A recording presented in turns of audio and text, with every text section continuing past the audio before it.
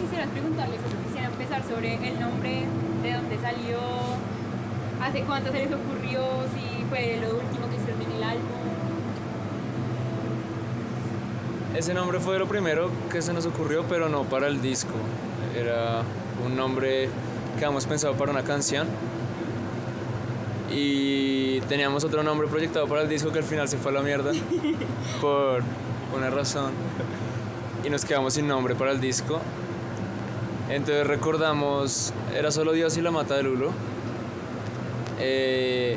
Pues creo que fue Nico, no sé quién, dijo pongámosle así al disco, y que a mí me parecía un poco radical, pero al final fue bueno, breve, pongámosle así. Entonces el nombre estaba por ahí hacía mucho tiempo cuando empezamos a montar las primeras canciones, pero se decidió usar para el disco hacia el final.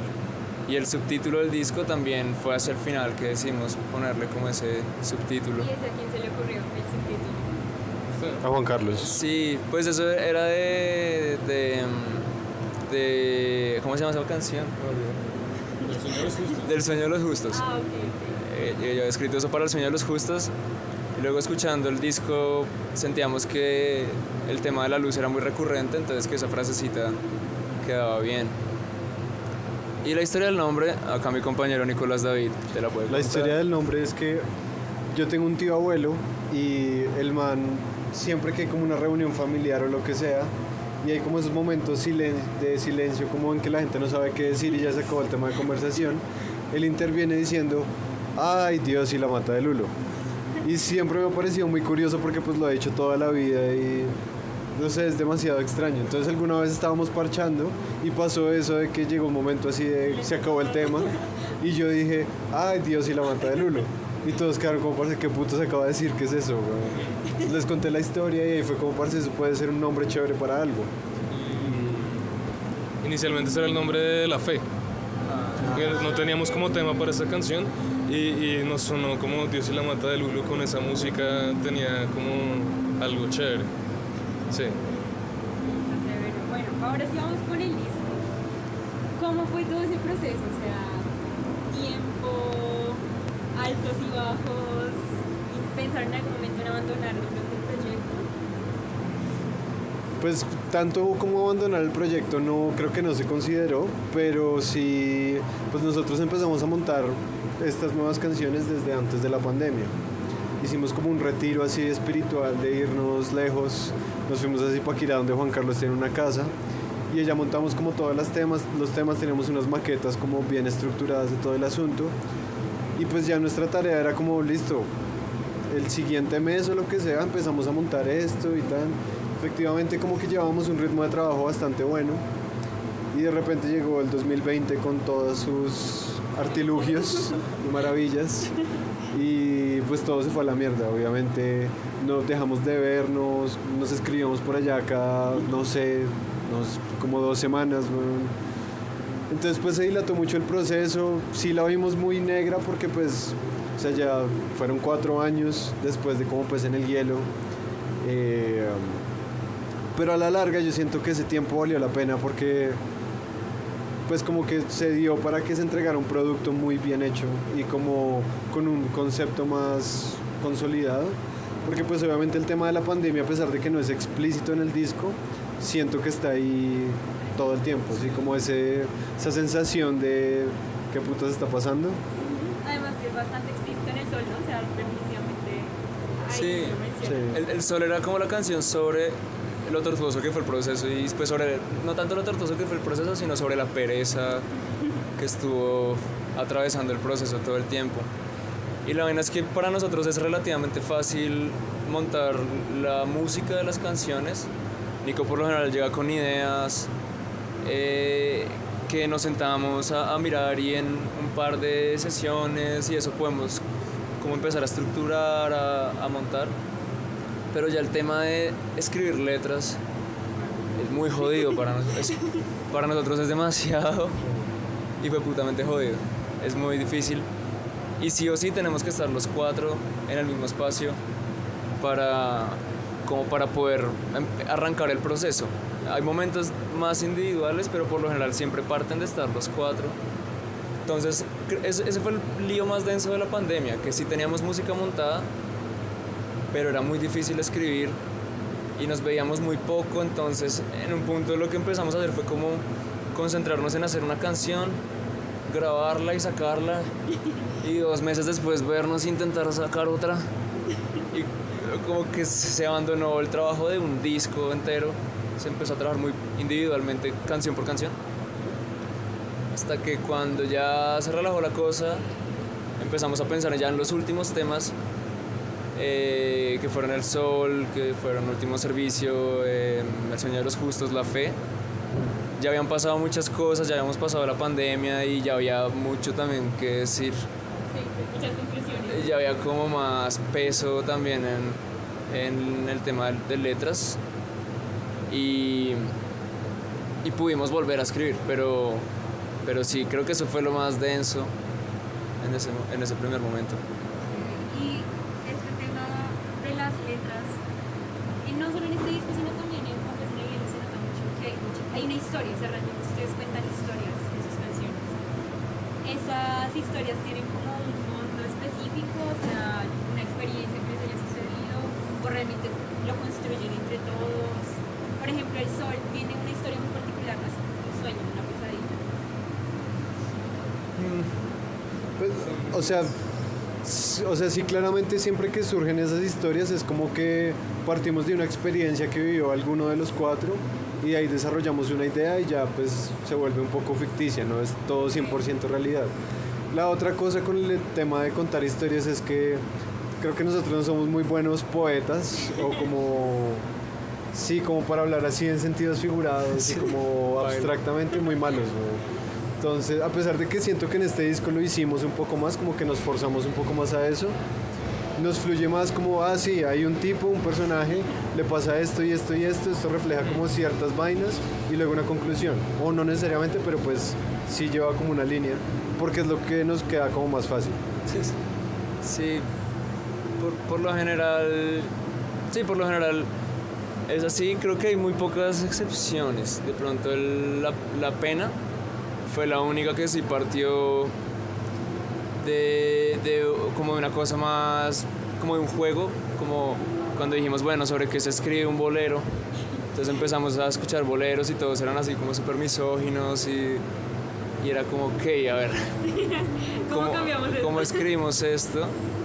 Y recuerdo que el germen de eso sí no fue ya puntualmente una historia ni nada, sino darnos cuenta de que la palabra pena tenía muchas acepciones. Y digamos en ese caso sí fue como, bueno, ¿cómo hacemos una canción en que podamos decir pena de 3 maneras distintas y jugar con la palabra? Y ahí sí construimos más la historia a partir de eso. Pero por lo general sí es más una vaina como de vivencias, de combinar cosas. La pena también tiene, o sea, sí viene de una historia que me pasó a mí, pero pues sí, está como ligeramente basado en eso, y el nombre es David Andrés Garzón, es como una variación del nombre de un man ahí. Y un nombre real. Una experiencia real. Pero pues la historia realmente fue muy distinta. En este álbum hay muchas novedades, o sea, realmente el bolero tiene temas muy electrónicos, se salen un poco de lo que llevaban haciendo hace ya bastante tiempo, ¿no? Del primer álbum. ¿Eso de dónde surgió? Como esas ganas de salirse un poco del molde de lo que hacían antes. Pues yo creo que algo que influyó en eso fue como justamente la distancia que hubo entre las canciones y como el proceso de composición. Porque digamos la primera de todo el disco fue El Verano, esa fue como la primera que se creó ahí, que todavía tenía como esa estructura muy apegada como Pez en el Hielo, ya con un poco de cosas más distintas, pero pues entre todos ya nuestros referentes o lo que eran muy distintos, entonces el momento de componer el resto se sentían como otras tonalidades por ahí. De hecho en un punto pensamos como, marica, ¿será que metemos la pena en el disco o no? Porque era como ya un corte así muy abrupto, pero pues también está El Sueño de los Justos, que es una locura así Es otro cuento. absurda. Entonces, marica, al final dijimos como, parce, busquemos la forma en que todos estos temas, a pesar de ser tan diversos, funcionen igual. Por eso como ese orden tan específico en el disco. Y sí, fue como un poco jugar con esa diferencia. Con esos nuevos Sí. nuevas inspiraciones que tenían todos. Yo siento, se me corregirá, pero creo que la entrada de Satán a la banda también como que marcó un... Sí, total. Sí, como en el sonido. Cambió el resto del sonido porque la primera canción, El Verano, todavía estábamos con Pipex, todavía componíamos con él y seguía muy en esa misma energía. Cuando entra Satán, ya lo primero que grabamos era una canción que ya teníamos un poco pensada, pero con la entrada de Satán se consolidó la pálida, que ya es como otro tipo de sonido. Y siento que de ahí en adelante ya hay algo que es más una constante en el sonido, con la pálida, con el túnel, con la lluvia, y creo que tiene mucho que ver con el bajo, con el señorcito Satán. O sea, hay una vaina que yo creo que entra ahí es como un poco una obsesión de querer que el bajo tuviera efectos. Porque yo cuando entré a la banda pues no tocaba mucho bajo sino más guitarra y pues tenía mis efectos y eso y quería como ver cómo me las arreglaba para hacer que pudiera solo jugar con los pedales hasta que terminó, pues sí, o sea, llegaban momentos en donde cosas que se me ocurrían funcionaban, entonces sí, pero yo creo que viene un poco de ahí como de que yo soy muy inquieto. Armónicamente inquieto. Sí, señor. Pero eso funcionó. ¿Cierto? Sí, funcionó. Inquieto Satán. Funcionó. Bueno, ¿cuál creen ustedes que fue la canción más difícil de escribir? O sea, que les tomó más tiempo. El Sol. Sí, el sol. De hecho, hubo como una primera versión que hicimos como con esa idea musical. Y era una porquería, pero una cosa muy horrible que ni siquiera vale la pena que la gente sepa. Y cuando hicimos eso estábamos eso está muy chistoso y muy áspero. Y luego lo fuimos escuchando otra vez y nos fuimos dando cuenta que estaba horrible. Y la canción empezó a coger un carácter cada vez más grave. Y pues empezamos a hablar de lo de la pereza, como hacer eso que llaman metareferencial, como hablar de nosotros mismos. Y luego llegó como la parte del sueño, como que no sé cómo se nos ocurrió eso, no me acuerdo.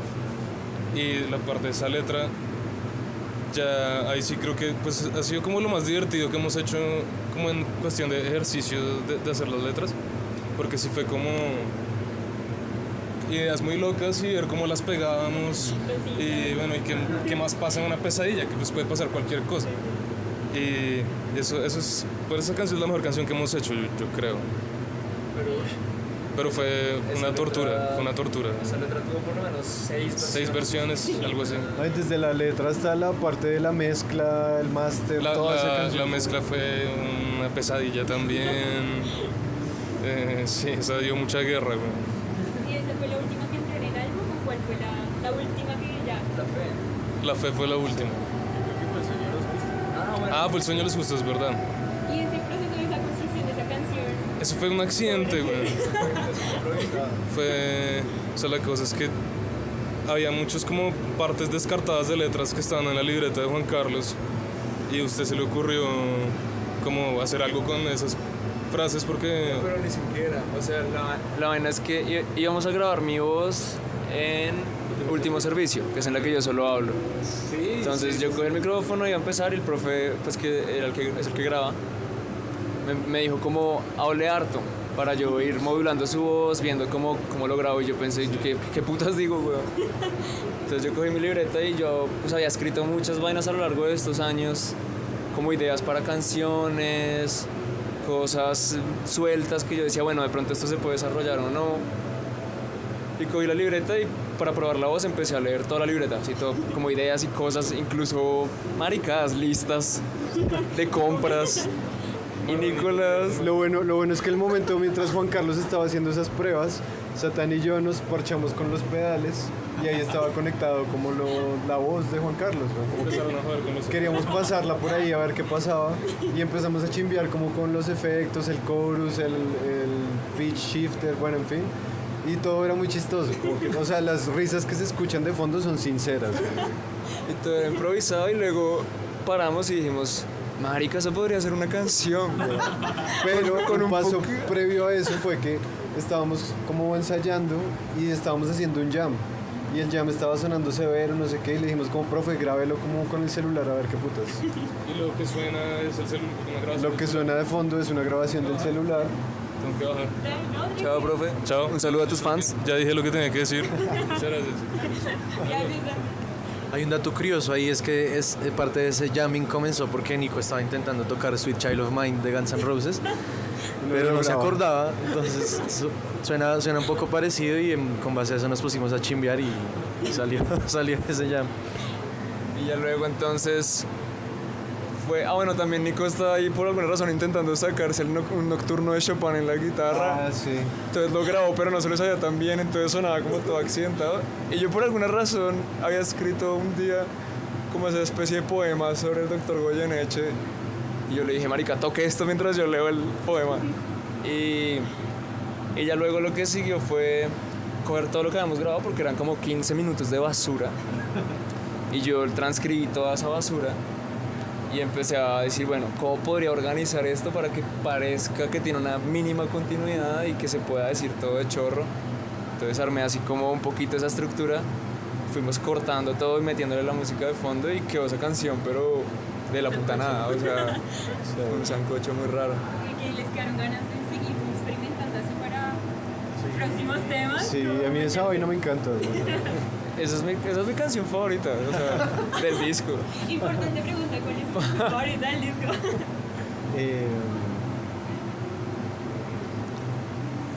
Yo me iría con El Sol. Yo siempre he pensado que el sol, pero por alguna razón últimamente me gusta mucho la pálida. De nuevo, o sea, Bueno, no sé, volvió a mí de alguna manera. No sé, loco. Yo creo que El Sol es la mejor, como objetivamente. Pero yo le tengo mucho cariño al Sueño de los Justos, también por ese proceso y también por lo que significa en el disco, que es como ese hoyo negro, Sí. como no sé, como que es algo muy irrepetible y muy extraño. Le tengo mucho cariño a ese tema. Ok. Bueno, ¿y cómo definirían ustedes este álbum? Es casi que un sancocho. Si podrían definirlo así muy brevemente, ustedes dirían qué es este álbum. ¿Qué es Dios y lo mata de Lulo? Dios y la mata de Lulo es el segundo disco de Nicolás y las Madres. Esa es la definición. Segundo trabajo de larga duración. Yo creo que es resto el fruto como de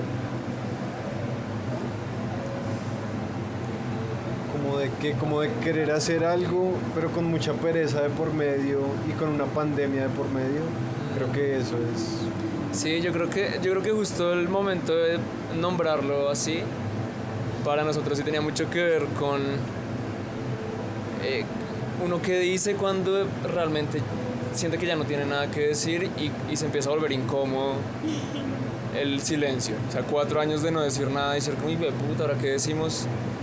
Yo creo que en parte es como ese esfuerzo raro de no sé qué decir, pero tengo que seguir hablando. Y ya de forma como muy accidental, creo que hay algo en el disco que para mí es un poco como religioso y como de crisis religiosa, crisis de fe, de querer llegar a una plenitud, a un lugar como de comodidad que no se sabe cómo va a llegar. Para mí hay algo religioso ahí, como una plegaria, como una cosa de puta, ojalá podamos estar mejor, aunque se vea muy oscura la cosa en este momento. Yo a eso le agregaría que yo lo percibo mucho como un recorrido de altibajos, con un final esperanzador. O sea, como un final como de bueno, al parecer esto no acaba acá y no es como un bajón que sigue bajando, sino es como... Y eso es la fe precisamente, como un último intento de decir como hay ayuda, no sé, pero quiero seguir haciendo algo, no sé, pero sí siento que todo es muy altos y bajos. Más o menos como la entrada a la autopista. Como que viene la autopista así bacana y luego un montón de huecos y luego otra vez la autopista. Cuando uno ve bienvenidos a Bogotá, que Exacto. empieza el mierdero. Empieza el mierdero. Ahí es. Digamos que otro momento así recuerdan con mucho cariño de todo el proceso, además del sancocho, del remix de este producto extraño, El sancocho. algo así que les recuerde, que digan, qué chimba ese momento cuando estábamos grabando.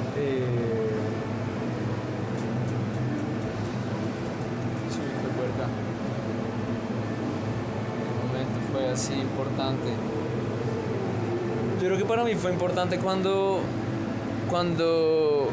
terminamos de escribir la última versión del Sol, porque cada versión que escribíamos, entonces la grabamos con el celular, una guitarra acústica y el profe la cantaba, la escuchábamos y era como, ah, güey, puta, como que todavía no cuaja. Recuerdo en mi casa el momento en que el profe grabó ya la última versión y la escuchamos y pues eran 11 minutos y que se acabara la grabación así del celular y pensar como breve, creo que esto funciona y creo que nos sentíamos muy bien, o sea, como creo que hicimos alguna chimba, por fin, o sea, como ese momento fue importante. Bueno. Yo creo que para mí el momento importante es justo después de eso, la primera vez que tocamos el Sol. Y ver la reacción de la gente y saber que realmente funcionó. Sí. Es como real, porque uno se enzorra, ¿no? Uno se pone a envidiarse y uno escucha la canción miles de veces y uno queda como, ¿será que sí es buena? ¿Será que no?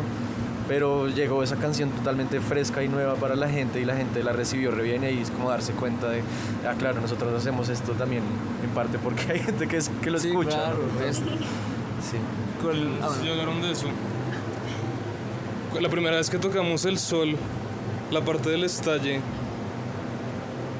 inicialmente esa parte yo no gritaba, yo solo como que llegaba a la nota limpia y fue en ese concierto que como que la emoción de la gente y como todo me llevó a gritar esa nota y por eso quedó así y así es que funciona. Y yo creo que con la nota limpia esa parte quedaría un poquito coja. Sí, esa primera presentación en vivo también le dio forma a lo que fue la grabación de la canción. Estaba preguntándoles que cuál era el momento que recordaban con más cariño de la grabación. De la grabación, dos cosas para mí. Uno, cuando hicimos la primera versión de La Pena, la que no está en el disco, que fue un poco jugar a ver cómo hacíamos para que sonara bolero y mirar cómo poner el micrófono a la acústica, que es lo que habíamos hecho. Y luego queríamos como unos bongos. Entonces a mí se me ocurrió inicialmente coger dos redoblantes que hay, quitarles como el entorchado y hacerlo con eso, pero sonaba una mierda. Y yo estaba como remetido en mi idea, como no, eso va a funcionar, yo sé que va a funcionar. Y Satán dijo, marica, ¿por qué no volteamos una guitarra y le damos a la guitarra como si fuera? Y yo, no, weón, no sé, marica, eso yo creo que no, no sé. Y lo hicimos y eso era exactamente lo que funcionaba.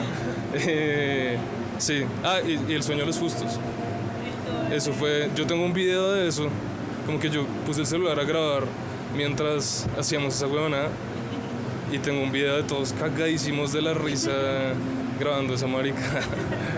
Esas son las dos más divertidas. Sin duda fue lo más divertido del disco, sin duda. Y también les pregunté cuál era la canción favorita de cada uno, la tuya, además del Objetivo del Sol. Para mí La Fe, a mí La Fe me gusta mucho. Que me parece que como lo que yo tenía en mente para la canción, así quedó, que eso no suele pasar.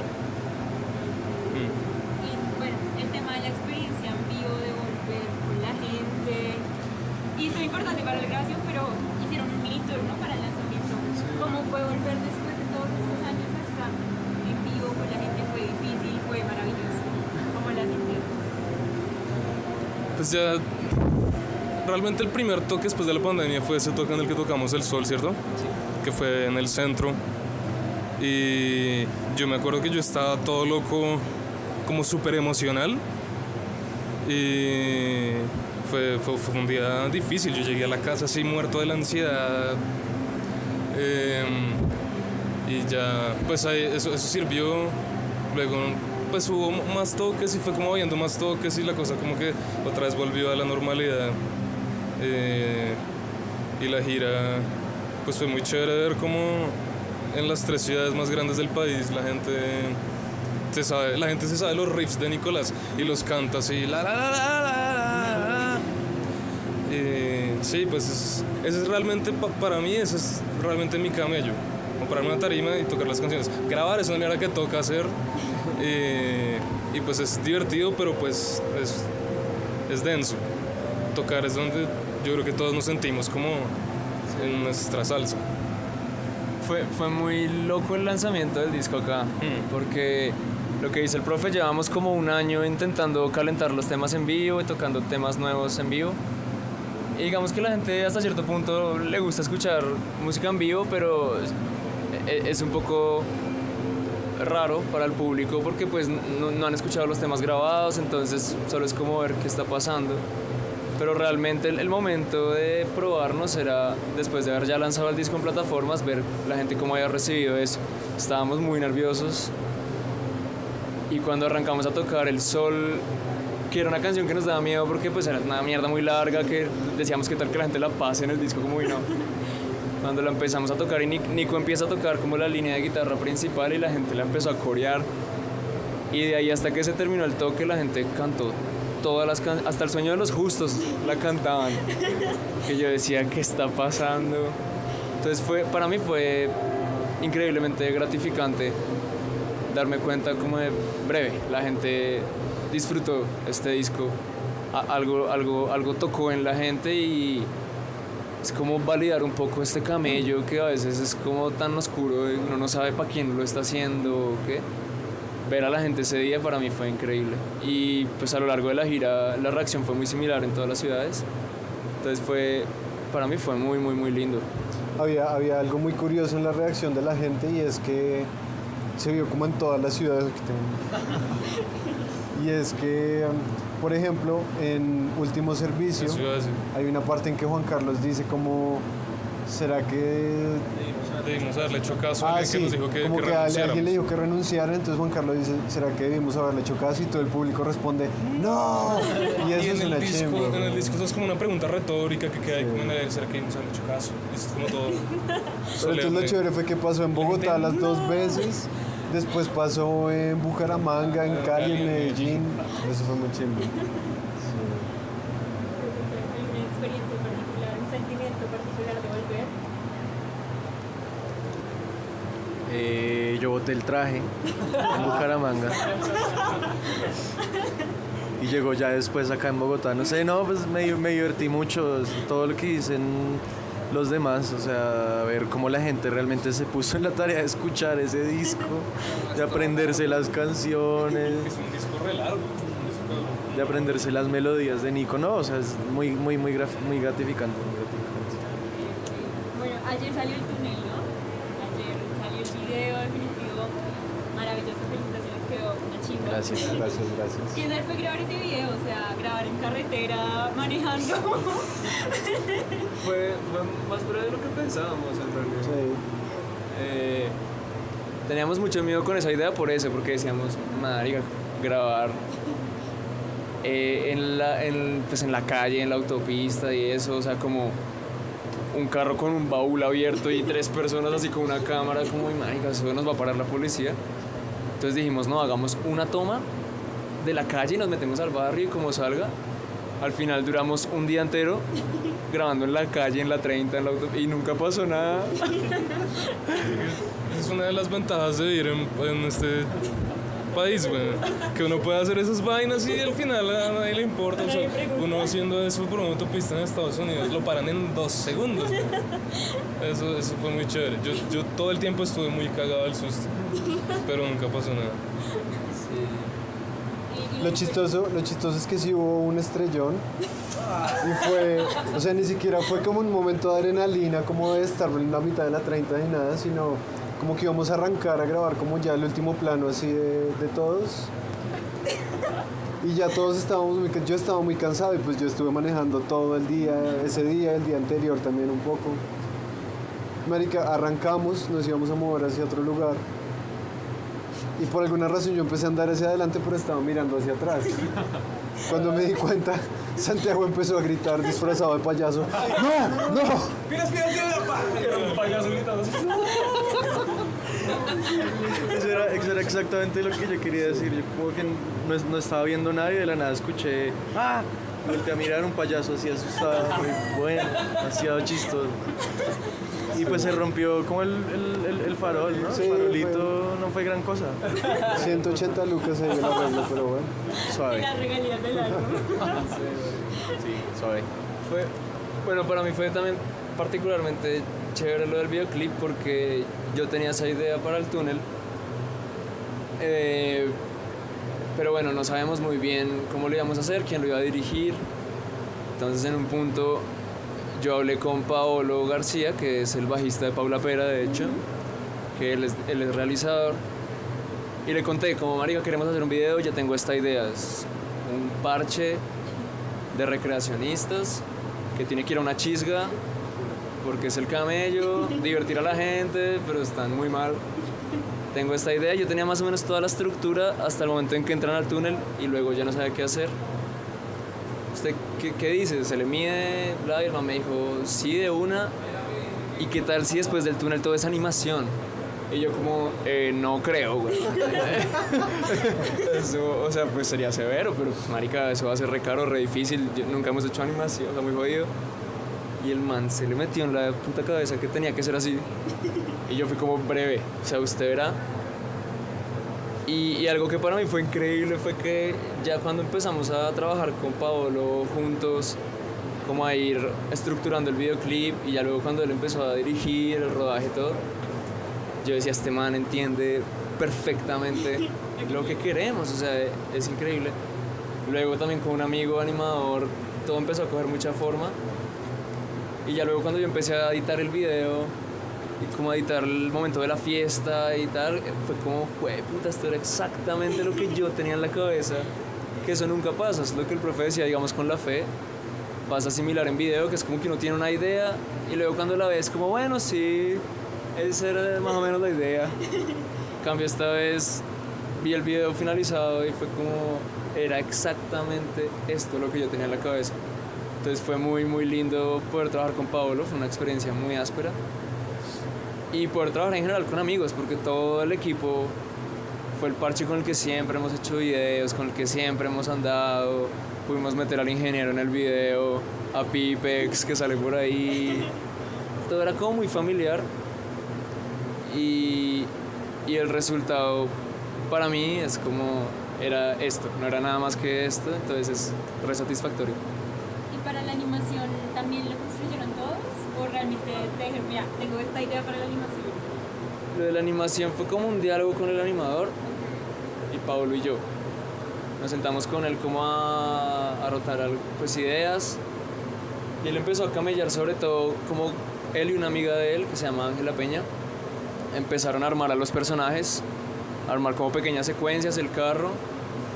Y luego en un punto ya yo cogí todo lo que ellos habían armado de personajes moviéndose y eso, y yo edité ya como esa parte, o sea, como que sí, como inventarse esos momentos de ellos cayendo, de ellos moviéndose de ciertas formas.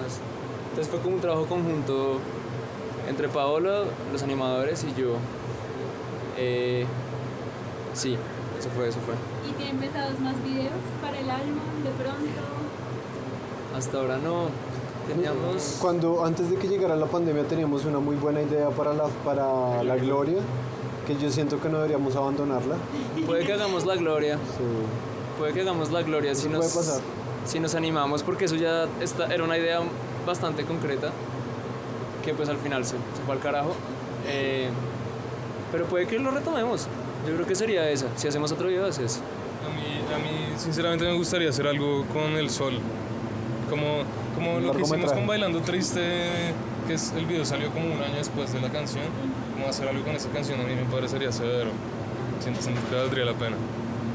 Y una pregunta se me escapó del inicio de la composición del álbum. Todas las canciones van con la Eso persona que lo nota. Eso, pues empezó el verano y luego la pálida.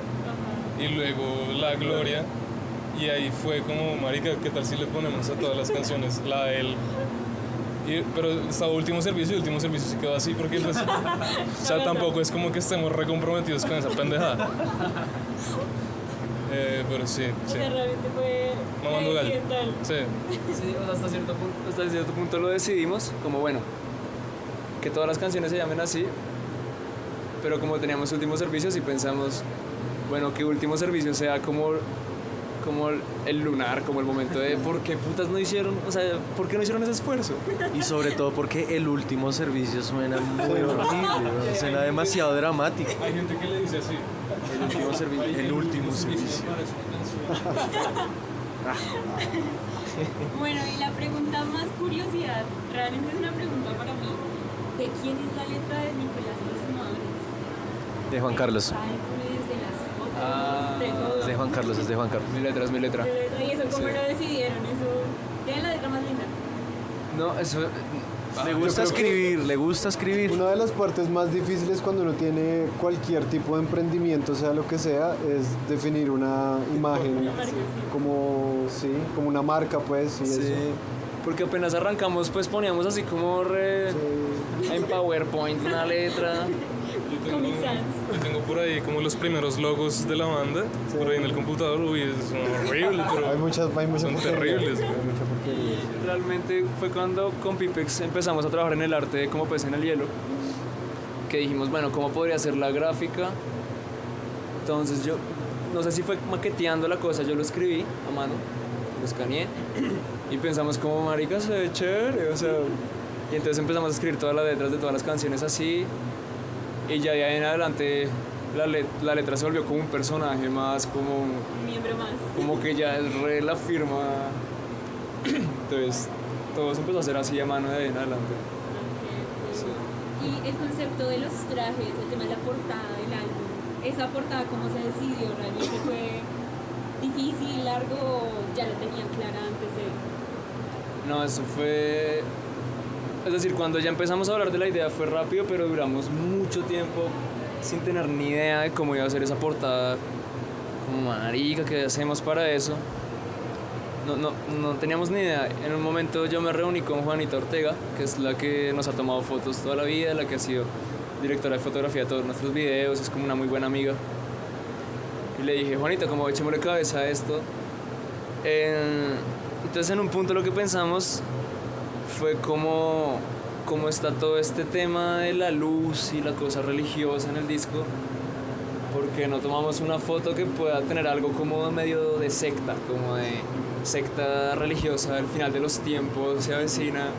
Entonces primero pensamos en un bautizo, que estuviéramos en un lago bautizando a Satán, todos vestidos de blanco, con un fondo natural, así como esos evangelizadores que llegan a la selva, como a traer la palabra de Cristo a la selva.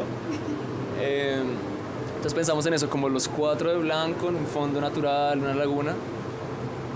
Y luego yo pensé, no, pues que no nos vistiéramos así como de túnica o algo así, porque ya como muy ficti, sino más bien esa misma idea, traducirla como a esto que siempre hemos hecho, y es crear como esos alter egos de los fumadores, que siempre son grupos chirretos, como el grupo de boleros de La Pena, como la orquesta de Bailando Triste, Los recreacionistas. y ahora los recreacionistas del túnel, que siempre es como un grupito menor que le toca duro y como que es bastante mediocre.